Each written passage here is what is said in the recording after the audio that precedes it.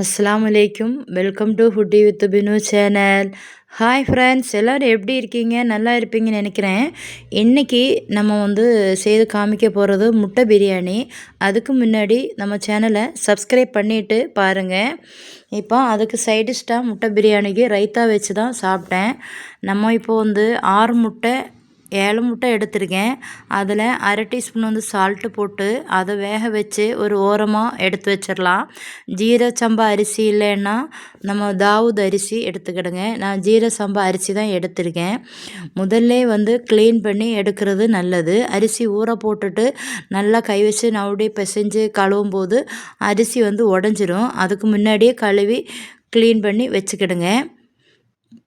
இப்போ நம்ம ஒரு 10 பல்லு பூடு, ஒரு 4 பச்சை மிளகா, சோம்பு, இஞ்சி ஒரு துண்டு, இதை எல்லாத்தையுமே சேர்த்து கல்லில் போட்டு நல்லா இடித்து வச்சாதான் முட்டை பிரியாணிக்கு சாப்பிட்றதுக்கு நல்ல டேஸ்ட்டாக இருக்கும்.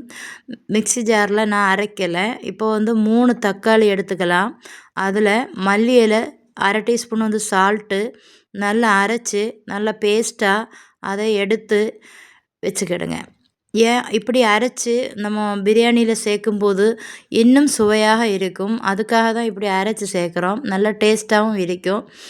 இப்போது நான் இந்த மசாலா எப்படி ரெடி பண்ணேன்னா அடுத்த வீடியோவில் சொல்கிறேன். இப்போ நான் அவிச்ச முட்டையை எல்லா மசாலாயும் போட்டு எடுத்து வச்சுருக்கேன். குக்கிங் ஆயில் இல்லைன்னா கோகனட் ஆயில் எதுவாக இருந்தாலும் சேர்த்துட்டு இந்த அவிச்ச முட்டையை நம்ம இப்போ குக்கரில் ஆயில் விட்டாச்சு. நல்ல ஹீட் ஆனதுக்கப்புறம் இந்த முட்டையை அப்படி இப்படி ஒரு பெரட்டி உடனே நம்ம எடுத்து வச்சிட வேண்டியதுதான். இப்போ நான் மாற்றி வைக்கிறத நான் காமிச்சிருக்கேன். அதுக்கப்புறம் எல்லா ஹோல் ஃபேஸஸும் எல்லாமே சேர்த்துக்கிடுங்க. அது சேர்த்ததுக்கப்புறம் ஒரு 2 வெங்காயமும் சேர்த்துக்கிடுங்க. அது நல்லா வெடிக்கணும். வெடித்ததுக்கப்புறம் 2 வெங்காயம் நீள வாக்கில் அரிஞ்சதை சேர்த்துக்கிடுங்க. சேர்த்ததுக்கப்புறம் மல்லி இலை, புதினா இலை சேர்த்துக்கிடுங்க.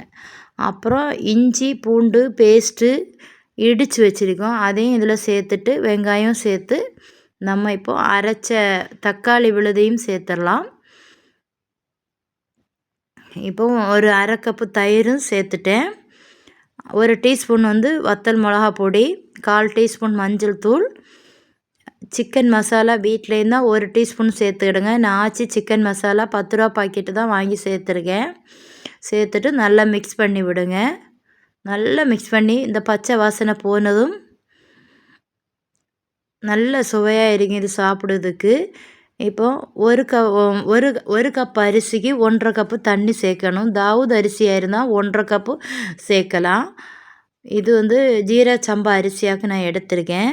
அரிசி சாப்பிட்டா அந்த சாதம் வெடுன்னு வேணும்னா 1.25 கப்பு நீங்கள் சேர்க்கலாம். நல்லா சாப்பிட்டா வேணும்னா 1.5 கப்பு சேர்த்துக்கிடுங்க தண்ணி. இப்போ நம்ம அவிச்ச முட்டையும் இதில் போட்டாச்சு. இப்போ மூடி வச்சிடலாம். 2 விசில் வந்ததுக்கப்புறம் நம்ம ஓப்பன் பண்ணி பார்க்கலாம்.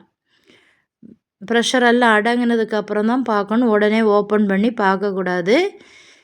இப்போ பாருங்கள் எவ்வளோ சூப்பராக இருக்குது. பார்க்கும்போதே அழகாக இருக்குது. பிரியாணி நிறைய பிகினர்ஸ் எல்லாம் இருப்பாங்க. அவங்களுக்கு தான் இந்த அளவெல்லாம் சொல்கிறது. கண்டிப்பாக ட்ரை பண்ணி பார்த்துட்டு எப்படி இருக்குன்னு சொல்லுங்கள்.